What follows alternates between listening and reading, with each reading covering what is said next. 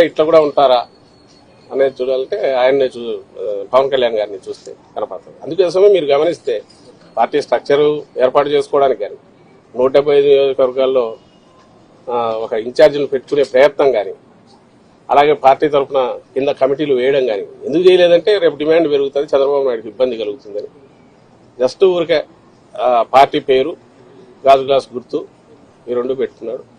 And నేను ఇంతకుముందు అన్నట్టు 100% ఓన్డ్ సబ్సిడరీ కింద చంద్రబాబు నాయుడు అందరినీ డిసైడ్ చేస్తారు. ఇక్కడ విమర్శలను అక్కడ తీసుకెళ్లొచ్చు.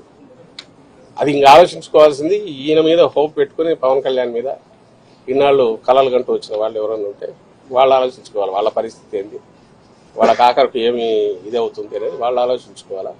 ఇప్పటికైనా రియలైజ్ కావాలా.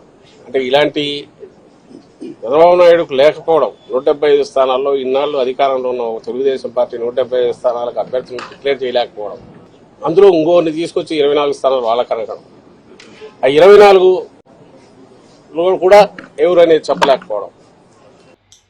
తెలుగుదేశం జనసేన పొత్తుతో వైఎస్ఆర్సీపీ చిత్తుగా ఓడిపోతుందని మరొకసారి ఇవాళ రోజున మా క్యాండిడేచర్ లిస్టు బయటికి రాగానే వైఎస్ఆర్సీపీ ఏ రకంగా అయితే వణుకుతుందో వాళ్ళ వణుకుతోటే అర్థమైపోతుంది. తెలుగుదేశం జనసేన సీట్ల ప్రకటనతో వైఎస్ఆర్సీపీలో ఒక వణుకు మొదలైంది.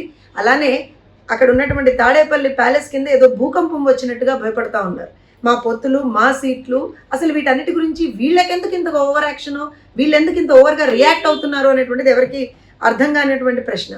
ఎందుకంటే వైఎస్ఆర్సీపీ స్పందన చూస్తుంటే అసలు వాళ్ళు ఎందుకు అంత భయంలో ఉన్నారు. వై నాట్ 175/175 అన్నటువంటి ధీరులు శూరులు ఇవాళ రోజున మా పొత్తులో భాగంగా మేము ఉమ్మడిగా ఇవాళ రోజున 99 మందితోటి మా మొదటి క్యాండిడేచర్ లిస్ట్ని బయట పెట్టంగానే అందరూ మీడియా ముందరకు వచ్చి ఇష్టారీతిన మాట్లాడుతూ ఉన్నారు.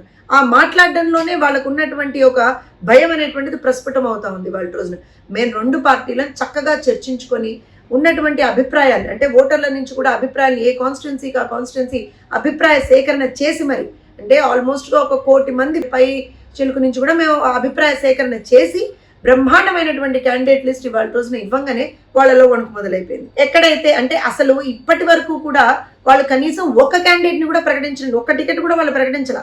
6 సార్లు ఎవరు లిస్టులు ఇచ్చామన్నారు. ఆ లిస్టులన్నీ కూడా ఇన్ఛార్జ్లు అనేటువంటిది మేము ఎప్పుడో ఇచ్చాబట్టి తెలుగుదేశం కావచ్చు, జనసేన కావచ్చు, ఎప్పుడో ఆ పర్టికులర్ కాన్స్టిట్యున్సీస్కి ఇన్ఛార్జెస్ ఉన్నారు.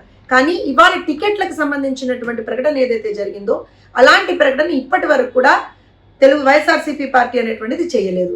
అసలు నిజంగా మాట్లాడితే వాళ్ళ ముఖ్యమంత్రి అభ్యర్థిగా, అంటే ఇప్పుడు ముఖ్యమంత్రి మళ్ళీ రాబోయే దీంట్లో మా ముఖ్యమంత్రి అభ్యర్థిని చెప్పుకుని తిరుగుతున్నటువంటి జగన్మోహన్ రెడ్డి గారే ఎక్కడి నుంచి పోటీ చేస్తారనేటువంటి దాని మీద వాళ్ళకే ఒక స్పష్టత లేదు.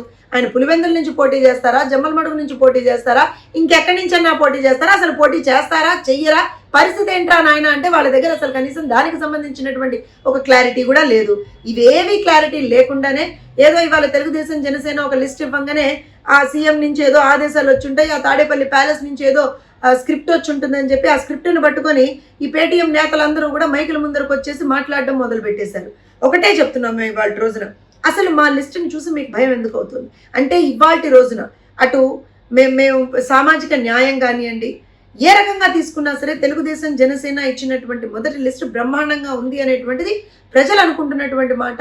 ఖచ్చితంగా గెలిచే అభ్యర్థులు ఖచ్చితంగా రేపు పొద్దున్న గెలుపుని అలా ఆస్వాదించి అక్కడ అసెంబ్లీలో కూర్చునేటువంటి అభ్యర్థులు అనేటువంటిది మాత్రం ప్రజలు కూడా చాలా క్లియర్గా విశ్వసిస్తున్నారు. ఎందుకంటే ఇవాళ మీరు గమనిస్తే కనుక 99 క్యాండిడేట్లను మేము ఇవాళ మా అభ్యర్థులుగా ప్రకటించిన లిస్ట్ ఏదైతే ఉందో ఆ 99 మందిలో 63 మంది గ్రాడ్యుయేట్స్, 30 మంది పోస్ట్ గ్రాడ్యుయేట్స్, 3 డాక్టర్లు, ఒక ఐఏఎస్ ఆఫీసర్, 2 PhDలు, అలానే మా మొత్తం దీంట్లో మేము ఒక 11 మంది మాదిక సామాజిక వర్గాన్ని నుంచి, ఒక 8 మందికి మాల సామాజిక వర్గాన్ని నుంచి, అలానే ఓవరాల్గా 15% సీట్లు మేము మహిళలకు కేటాయిస్తూ నేను ఇందాక చెప్పినట్టుగా అటు సామాజిక న్యాయం కావచ్చు ప్రతి దీంట్లో కూడా మేము న్యాయం చేస్తూ ముందరికి వెళ్ళాం.